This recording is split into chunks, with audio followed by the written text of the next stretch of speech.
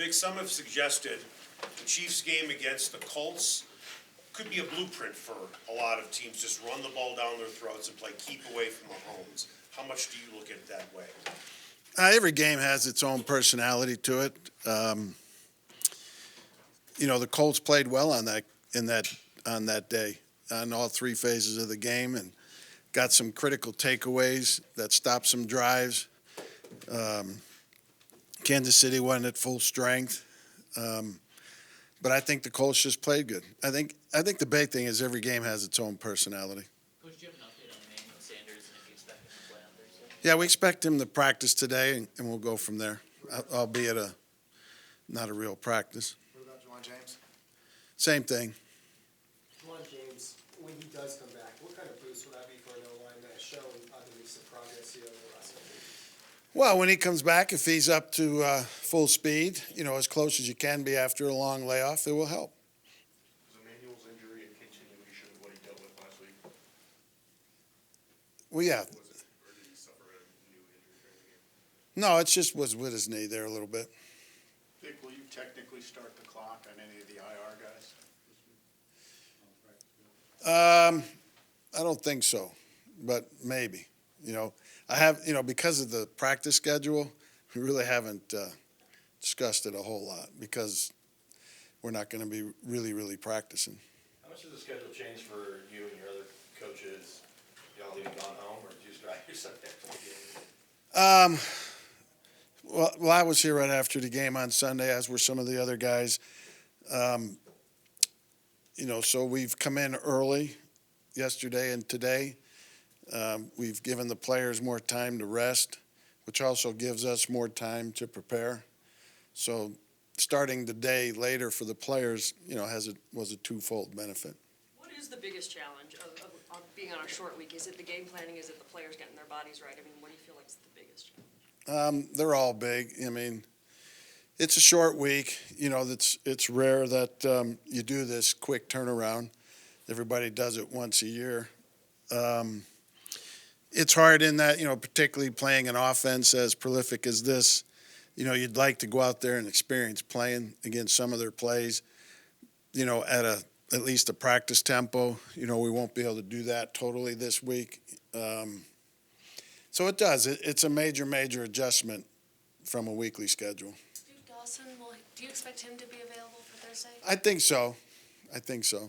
Do you change snap counts at all on a short week because less recovery time, or is that not? No, we try and treat everything as much as we can normal, but we're just going without the practice. So, we're still going to put in things we think would apply for this game, even if it was a Sunday game. But, try not, only do the things that we think can really help us that might be new.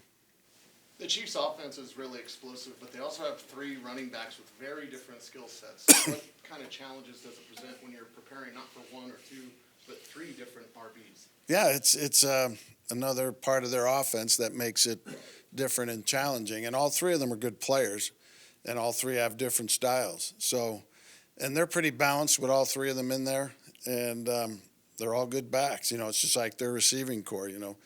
They all are pretty damn good. They're all fast. Adam Gotsis, will he remain the inactive D lineman on game days, or is there a chance he could get back in there somehow? Oh, I think eventually that could happen.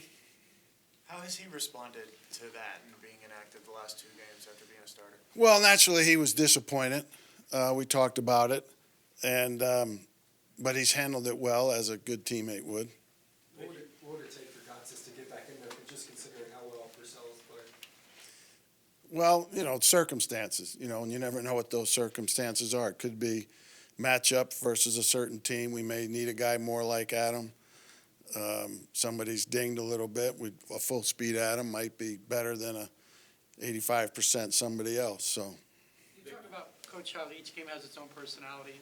Last week you won clearly with defense. Do you feel like your offense can have enough to, you can't probably win 16-0, low-scoring game against the Chiefs. What about this offense gives you hope in this game? Well, we're going to have to be able to move the ball, score points. It's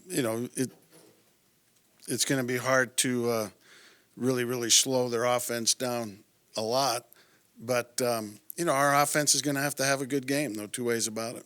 You coached Andy a bunch, and you mentioned that yesterday, I've been in the league for years. But spending a year last year with Matt Nagy, did you get any insight into the way Andy approaches football or some of his thinking?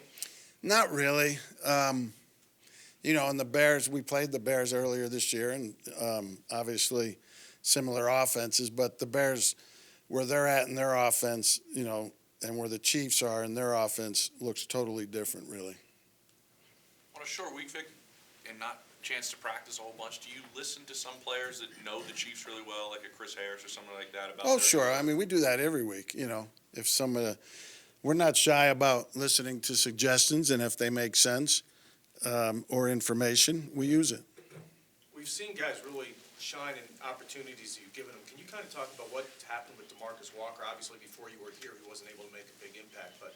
Yeah, I can't comment on what happened before I was here, but since we've gotten here, he's been a really good worker. Guy likes football, which to me is important, especially in a defensive lineman.